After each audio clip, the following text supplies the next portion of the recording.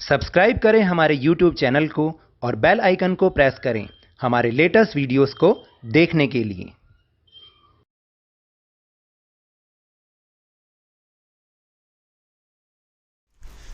Worksheet शुरू करने से पहले फिर से एक ज़रूरी सूचना, क्योंकि आज भी मैंने देखा है कि मेरी वर्कशीट की सारी नोटिफिकेशंस नहीं आ रही हैं, तो कृपया आप थोड़ी थोड़ी देर में जाके, लगभग 2 घंटे में जाके एक बार लवनीश सर की क्लास चैनल पर विज़िट कर लीजिए और आपको वहाँ पर हमारी लेटेस्ट और अपडेटेड वीडियो मिल जाएंगी। तो आप वहाँ से इस वीडियो को देखकर फ़ायदा उठाइए और अपनी वर्कशीट को अच्छी तरह समझिए। Thank you very much. तो शुरू करते हैं। Hello and welcome to Lovneesh sir की क्लास। This is directorate of education GNCT of Delhi's worksheet number 5, and it is only for class 7 students. It has taken from the subject mathematics, and we will discuss the topic probability in this worksheet. What is probability? Probability तो एक ऐसा subject है, एक ऐसा topic है जिसे आप रोज़ use करते हैं, डेली लाइफ में यूज़ करते हैं। अब आप कहेंगे हम कैसे प्रोबेबिलिटी यूज़ करते हैं, हम तो ऐसा तो कभी होता ही नहीं है। और मैं कहता हूँ क्योंकि ये प्रोबेबिलिटी मैथ्स का टॉपिक है और आप रोज़ मैथ्स यूज़ करते हैं और आप कहते हैं मैथ्स होता ही नहीं है, मैथ्स तो हम करते ही नहीं है, मैथ्स तो हमें आता ही नहीं है।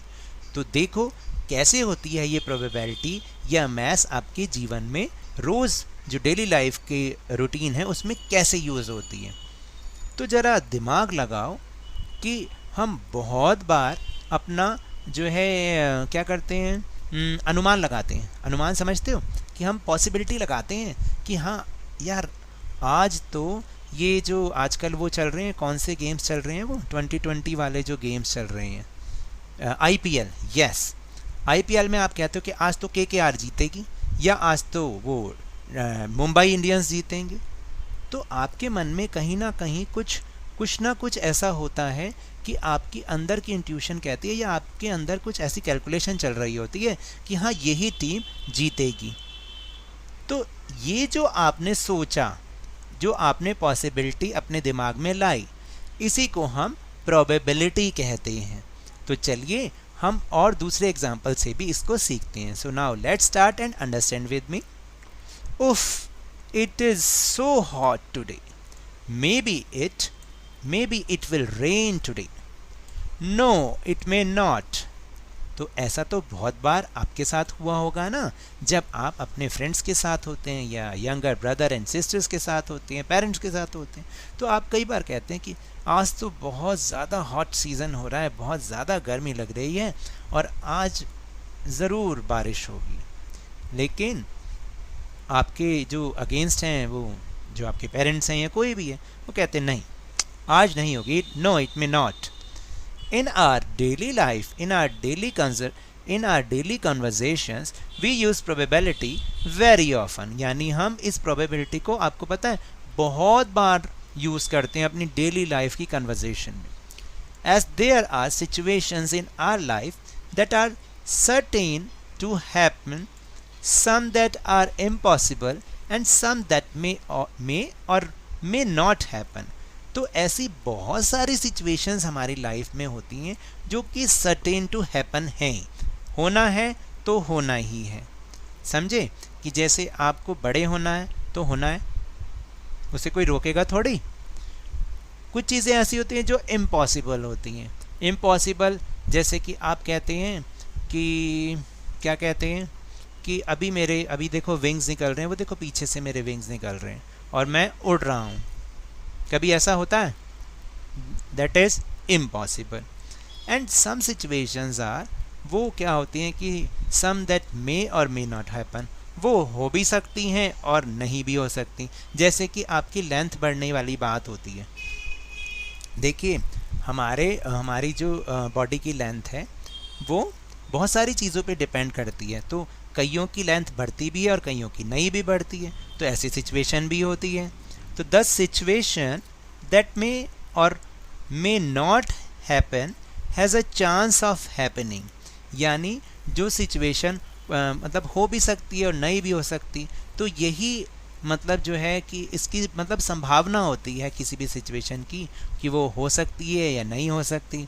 The chance an event will occur और नॉट इज प्रोबेबिलिटी, यानी जो उस सिचुएशन के इवेंट के चांस हैं होने के या ना होने के, वही प्रोबेबिलिटी होती है। यानी या तो वो होगी या वो नहीं होगी। तो इसी तरह इसका फॉर्मूला भी बन गया। देखो मैथ्स में फॉर्मूला भी कितना इजी से बन गया।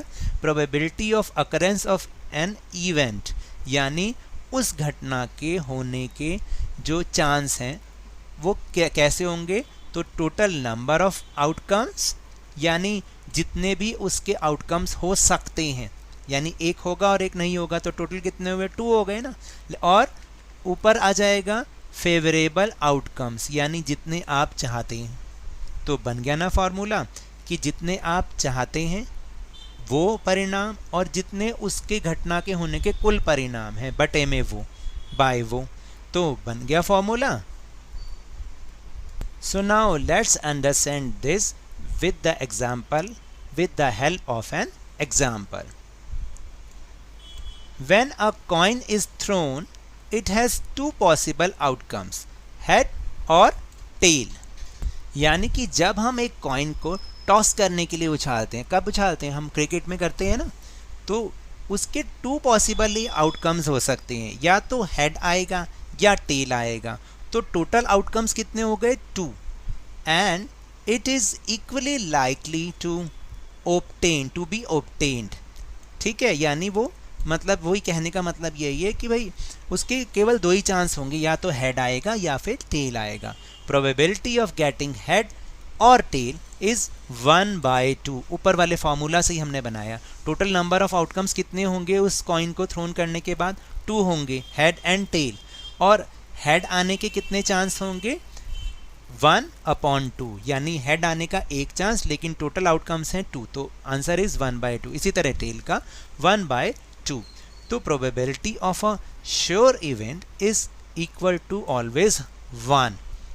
जो इवेंट श्योर है, जो घटना होनी ही होनी है, उसकी प्रोबेबिलिटी हमेशा 1 होती है। And the probability of an impossible event is always 0। यानी कोई जो इम्पॉसिबल इवेंट है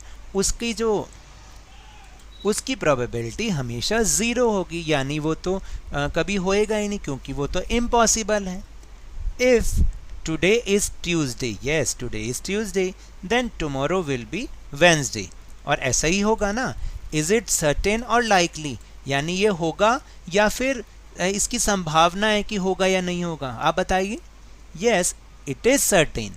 Since it is certain and there is no chance of tomorrow not being Wednesday, यानी ऐसा हो ही नहीं सकता, ऐसा कोई चांस ही नहीं है कि कल वेंसडे ना हो, then the probability is 1, यानी 100%। और अगर मैं कहूँ कि if today is Tuesday then tomorrow will be Sunday, is it happen?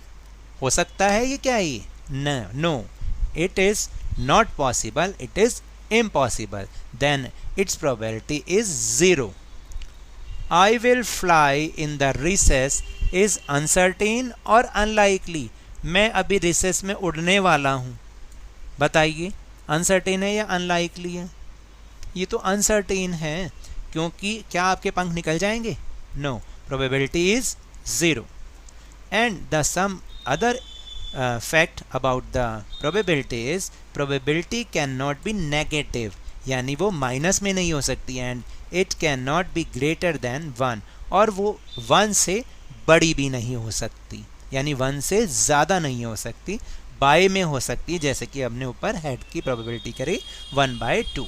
So now let's go to our question answer section, जो कि इसी जो अभी हमने टॉपिक पढ़ा उसी पर बेस्ड है। Question number 1 is, tell whether the following is certain to happen, impossible, can happen but not certain, आपको नीचे कुछ सिचुएशंस दी गई हैं, आपको बताना है कि वो सर्टेन टू हैपन है यानी होंगी ही होंगी, इम्पॉसिबल है यानी हो ही नहीं सकती, और can happen but not certain मतलब हो भी सकती हैं लेकिन ज़रूरी नहीं है, मतलब नहीं भी हो सकती। तो first situation is you are older today than yesterday, यानी आप कल से आज ज़्यादा उम्र के हो जाएंगे होंगे। तो अब बताइए, कल आप मान लीजिए 6 ईयर्स के थे तो आज आप नेचुरल बात है 7 ईयर्स के होंगे, that is certain to happen. Very good. Second is a tossed coin will land heads up, यानी अगर एक कॉइन को टॉस किया तो जब वो लैंड करेगा तो हेड आएगा, ऊपर हमेशा हेड आएगा। तो ये क्या होगा, can happen but not certain, यानी हो भी सकता है और नहीं भी हो सकता। फिर third is a dice when tossed shall land up with 8 on top. अब बताइए, इसने बोला कि एक डाइस को जब आप उछालते हैं तो उसमें हमेशा ऊपर 8 नंबर आएगा। कभी ऐसा पॉसिबल है? क्योंकि डाइस में कितने नंबर्स तक ही होते हैं, सिर्फ 6 नंबर्स तक ही होते हैं जो आप लूडो में यूज़ करते हैं डाइस, तो दैट इज़ इम्पॉसिबल। फिर next is the traffic light seen will be green, जो ट्रैफिक लाइट होगी वो अब ग्रीन ही होगी। तो ऐसा होता है कभी? ये जरूरी नहीं है। Can happen but not certain. Tomorrow will be a cloudy day, can happen but not certain, क्योंकि हो भी सकता है और नहीं भी हो सकता। And the second question is interesting question, a dice thrown once find the probability of the following, यानी एक डाइस को उछाला गया एक बार, तो अब आपको जो नीचे लिखे हुए उनकी प्रोबेबिलिटी बतानी है। जैसे first situation getting a number greater than 2, यानी 2 से ज़्यादा नंबर कितनी बार आ सकता है, उसकी प्रोबेबिलिटी क्या होगी, कि ग्रेटर देन 2 आना चाहिए। तो अभी अभी हमने बात की डाइस में कितने मार्क्स तक, कितने नंबर्स तक ही होता है, सिर्फ 6 नंबर तक होता है। तो टोटल चांस कितने हो गए, टोटल जो आउटकम हो गए वो 6 हो गए, यानी 6 टाइम उछालेंगे, 6 टाइम ही उछाल सकते हैं। उसमें या तो 1 आएगा, 2 आएगा, 3 आएगा, 4 आएगा, 5 आएगा या 6 आएगा, इससे ज़्यादा तो आ नहीं सकता। अभी 2 से ज़्यादा नंबर आने के लिए तो कितने चांस बनेंगे, केवल 4 चांस ही तो होंगे, या तो 3 आएगा या 4 आएगा या 5 आएगा, 6 आएगा, जो कि 2 से बड़े हैं। तो टोटल आउटकम हो गए 6 और जितने आपको चाहिए वो हैं 4। तो जो फ्रैक्शन बनेगा, प्रोबेबिलिटी बनेगी 4/6, और जब हम इसको और सॉल्व करेंगे तो 2/3 बन जाएगी। 2 2s are 4 and 2 3s are 6, दोनों 2 से डिवाइड हो रहे हैं, तो answer is 2/3। Second situation is getting a composite number. बेटा कॉम्पोजिट नंबर क्या होता है? कॉम्पोजिट नंबर वो नंबर होते हैं जो खुद से डिवाइड हो जाएं या 1 से डिवाइड हो जाएं और किसी अनदर नंबर से भी वो डिवाइड हों, ये तीनों सिचुएशन उनके साथ होनी चाहिए। तो 1 to 6 ऐसे कौन से नंबर हैं जो कि अपने आप से डिवाइड होते हैं, 1 से डिवाइड होते हैं और किसी और नंबर से भी डिवाइड होते हैं? तो ऐसे केवल 2 ही नंबर्स हैं, 4 and 6। तो नंबर, तो चांस कितने हो गए 2 और टोटल आउटकम्स कितने हैं 6। तो क्या बनी प्रोबेबिलिटी 2/6, और इसको सॉल्व करेंगे तो 1/3 शॉर्टर बिल्कुल बन जाएगी। फिर इसके बाद है getting an odd natural number. Odd numbers क्या होते हैं? सर या मैम ने आपको सिखाया हुआ है पहले भी, 1 3 5 7 9, ये ऑड नंबर्स होते हैं। इवन कौन से होते हैं? 2 4 6 8। तो 1 to 6 में ऑड नंबर कौन कौन से होंगे? 1 3 and 5। तो कितने चांस बन गए? 3 चांस, और टोटल चांसेस 6। तो जो प्रोबेबिलिटी बनी वो बनी 3/6 और इसको सॉल्व किया तो 1/3 is the answer. And the last is getting an even prime number. Even भी होना चाहिए और प्राइम नंबर भी होना चाहिए। तो प्राइम नंबर वो नंबर होते हैं जो या तो अपने आप से डिवाइड होते हैं या 1 से डिवाइड होते हैं, लेकिन इवन भी होना चाहिए। तो 1 से लेकर 6 में केवल 2 ही ऐसा नंबर है जो कि इवन भी है और प्राइम भी है, यानी वो अपने आप से भी डिवाइड हो जाता है और 1 से भी होता है, लेकिन किसी और नंबर से डिवाइड नहीं होता। क्या वो 3 से डिवाइड होता है? नहीं होता। 4 से डिवाइड होता है? नहीं होता। 5 से डिवाइड होता है? नहीं होता। 6 से डिवाइड होता है? नहीं होता। यानी 2 एक ओनली नंबर है जो कि इवन प्राइम नंबर है 1 to 6 में। तो इसकी प्रोबेबिलिटी बन गई 1/6। So now that's all for this worksheet. अगर मेरे इस तरह समझाने से आपको थोड़ा सा भी समझ में आया हो, क्योंकि ये थोड़ा सा मुश्किल है और मैंने बहुत समझाने की कोशिश की है, तो अब इस चैनल को ज़्यादा से ज़्यादा सब्सक्राइब कीजिए लाइक कीजिए और बहुत ज़्यादा शेयर कीजिए और मेरे साथ खेल खेल में इसी तरह वर्कशीट को समझते रहिए, लेकिन ध्यान, मन और बहुत मेहनत के साथ पढ़ते रहिए। Thank you very much.